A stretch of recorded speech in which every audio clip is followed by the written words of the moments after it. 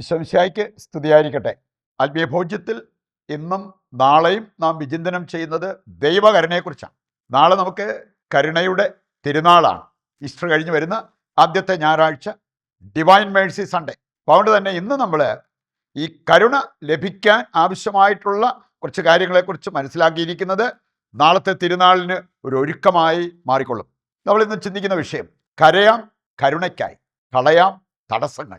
കരുണയ്ക്കായി നമ്മൾ കരഞ്ഞ് പ്രാർത്ഥിക്കണം. ഒപ്പം ഈ കരുണ പ്രാപിക്കുന്നതിന് എന്തെങ്കിലും തടസ്സങ്ങൾ നമ്മളിലുണ്ടെങ്കിൽ ആ തടസ്സങ്ങൾ കളയാൻ, മാറ്റിയെടുക്കാനായിട്ട് നമ്മൾ തയ്യാറാകണം. അതുകൊണ്ടാണ് ഞാൻ പറഞ്ഞത് ഇന്ന് നമ്മൾ വിചിന്തനം ചെയ്യുന്നത് നാളത്തെ തിരുനാളിന് വേണ്ടി ഒരു ഒരുക്കം നമ്മുടെ ജീവിതത്തിൽ സംഭവിക്കാൻ വേണ്ടിയാണ്. ജോൺ പോൾ രണ്ടാമൻ മാർപ്പാപ്പ അദ്ദേഹം സൂചിപ്പിച്ച ഒരു കാര്യമുണ്ട്. മനുഷ്യർക്ക് ഇന്ന് മറ്റെന്തിനേക്കാൾ ആവശ്യമായിട്ടുള്ള ഒന്നാണ് ദൈവകരുണ. നമ്മൾ കാണുന്നുണ്ട് പ്രഭാഷകൻ 21 വചനം വായിച്ചാൽ, പ്രഭാഷകൻ 29:21 പ്രാഥമിക ആവശ്യങ്ങൾ, മനുഷ്യരുടെ പ്രാഥമിക ആവശ്യങ്ങൾ അവിടെ എടുത്തു പറഞ്ഞിരിക്കുന്നത് ആഹാരം, ജലം, വസ്ത്രം, പാർപ്പിടം, ഇങ്ങനെയുള്ള കാര്യങ്ങൾ. അതിനകത്ത് സൂചിപ്പിക്കാത്ത ഒരു കാര്യം ജോൺ പോൾ രണ്ടാമൻ മാർപ്പാപ്പ സൂചിപ്പിച്ചു. ഇവയേക്കാൾ, ഈ പറഞ്ഞ പ്രാഥമിക ആവശ്യങ്ങളെക്കാൾ നമുക്കിന്ന് പ്രധാനപ്പെട്ടതാണ് ദൈവത്തിന്റെ കരുണ. അദ്ദേഹം എഴുതിയ ഒരു ചാക്രിക ലേഖനം ദിവസ് ഇൻ മിസെരിക്കോദിയ, അതിൽ മാർപ്പാപ്പ സൂചിപ്പിച്ച, ഈ വിശുദ്ധൻ സൂചിപ്പിച്ച ഒരു കാര്യം, ദൈവം കരുണയാൽ സമ്പന്നം. അതാണ് നമ്മുടെ ദൈവം, കരുണയാൽ സമ്പന്നം. ഈ കരുണയാണ് മറ്റെന്തിനേക്കാൾ നമുക്ക് ആവശ്യമായിട്ടുള്ളത്. നമുക്ക് ഏതാനും വചനങ്ങൾ എടുക്കുമ്പോൾ മനസ്സിലാക്കാനായിട്ട് എളുപ്പമുണ്ട്. സങ്കീർത്തനം 103 8 വചനം ദൈവത്തെ കരുണയായി ചിത്രീകരിച്ചിരിക്കുന്നത് ഇവിടെ നമുക്ക് കാണാൻ പറ്റും. കർത്താവ് ആർദ്ര ഹൃദയനും കാരുണ്യവാനുമാണ്. നിയമാവർത്തനം 4:31 എടുത്താൽ അവിടെ പറഞ്ഞിരിക്കുന്നത് നിങ്ങളുടെ ദൈവം കരുണയുള്ളവനാകയാൽ നശിക്കാൻ അവിടുന്ന് അനുവദിക്കത്തില്ല. നിങ്ങൾ നശിക്കാൻ കർത്താവ് അനുവദിക്കത്തില്ല.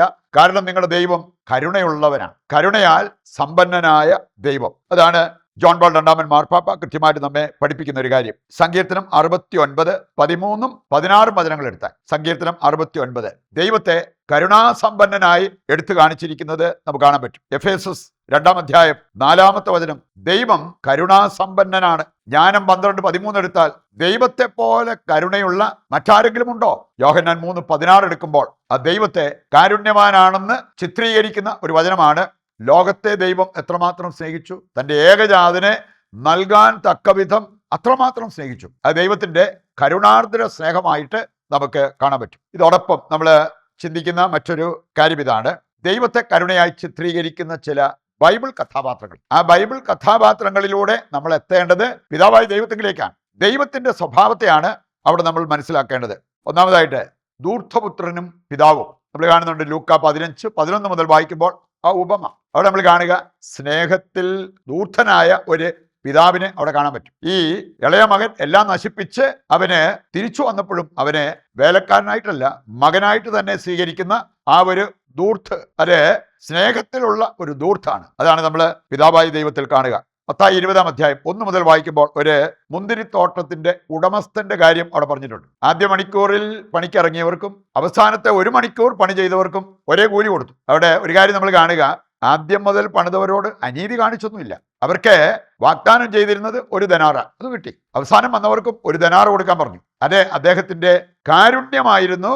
കാരണം ആ 1 ദനാറ ഇല്ലാതെ അവർക്ക് അവരുടെ ഉപജീവനം നടക്കത്തില്ല. പണിയെടുത്തത് കൊണ്ടല്ല, അവർക്ക് അങ്ങനെ ഒരു ആവശ്യമുണ്ടെന്ന് മനസ്സിലാക്കിക്കൊണ്ട് അങ്ങനെ ഒരു ഉദാരത കാണിച്ച ഒരു വ്യക്തിയെ, മുന്തിരിത്തോട്ടത്തിന്റെ ഉടമസ്ഥനെ നമുക്ക് ഈ അധ്യായത്തിൽ കാണാൻ പറ്റും. മത്തായി 20 കടന്നു പോകുമ്പോൾ മത്തായി 18:21 മുതൽ വായിക്കുമ്പോൾ അവിടെ നമ്മൾ കാണുന്നുണ്ട് 10,000 താലന്ത് കടപ്പെട്ടിരുന്ന ഒരു സേവകനോട് ക്ഷമിക്കുന്ന ഒരു വ്യക്തി അവിടെ കാണാൻ പറ്റും. ആ മനുഷ്യൻ പിന്നീട് സഹസേവകനോട് നിസാര തുക അത് ഒന്ന് വിസ്മരിക്കാൻ തയ്യാറായില്ല എന്നുള്ളത് ഇവിടെ കാണാൻ പറ്റും. ഇനി നമുക്ക് മനസ്സിലാക്കാൻ പറ്റുക, പിതാവായ ദൈവത്തിന്റെ ആ സ്വഭാവത്തെ എടുത്തു കാണിക്കുന്ന, നമുക്ക് വീട്ടാനാവാത്ത തുക പോലും അത് വേണ്ടാന്ന് വെക്കുന്ന ഒരു ദൈവമാണ് നമ്മുടെ ദൈവം, പിതാവായ ദൈവം എന്നുള്ളത് നാം ഇവിടെ മനസ്സിലാക്കണം. മറ്റൊരു കാര്യം ഞാൻ പറഞ്ഞല്ലോ, കരയാം നമുക്ക് കരുണയ്ക്കായി. വേറെ എന്തെല്ലാം കാര്യങ്ങൾക്ക് വേണ്ടി നമ്മൾ കരഞ്ഞ് പ്രാർത്ഥിക്കാറുണ്ട്.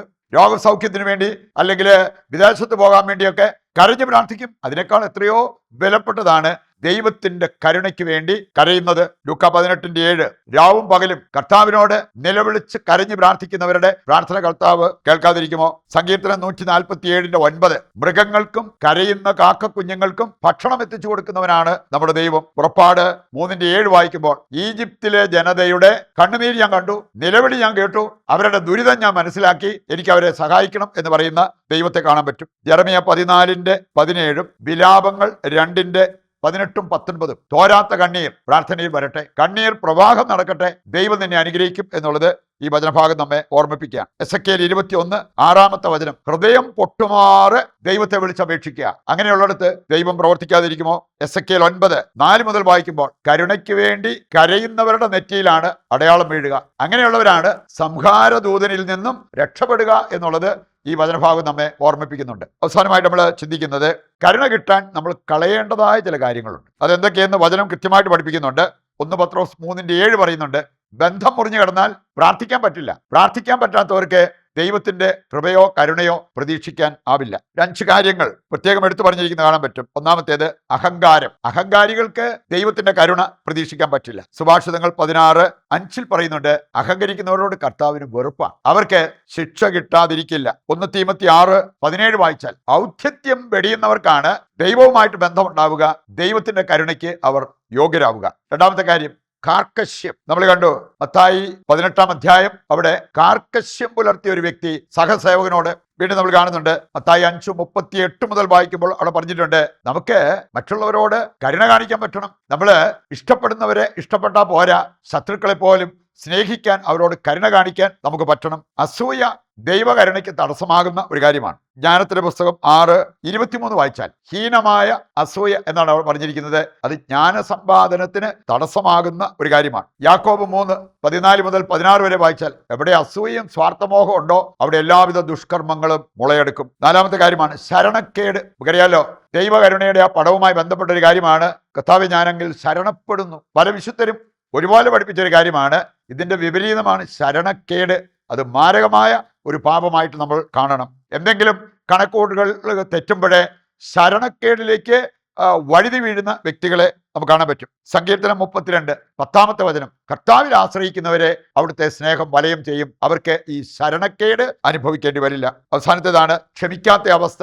പ്രഭാഷകൻ 28 ആദ്യത്തെ 3 വചനങ്ങൾ വായിച്ചാൽ മതി.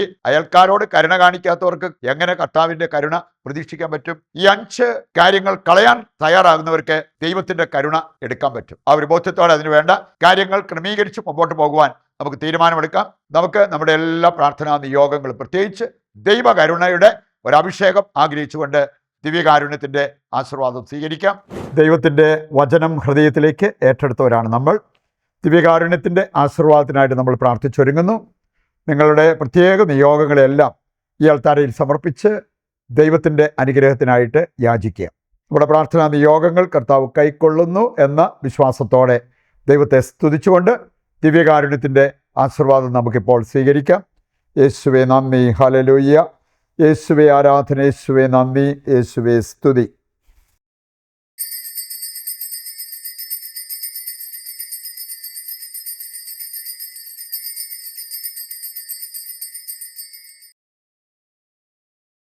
ഈശോമിശിഹായ്ക്ക് സ്തുതിയായിരിക്കട്ടെ.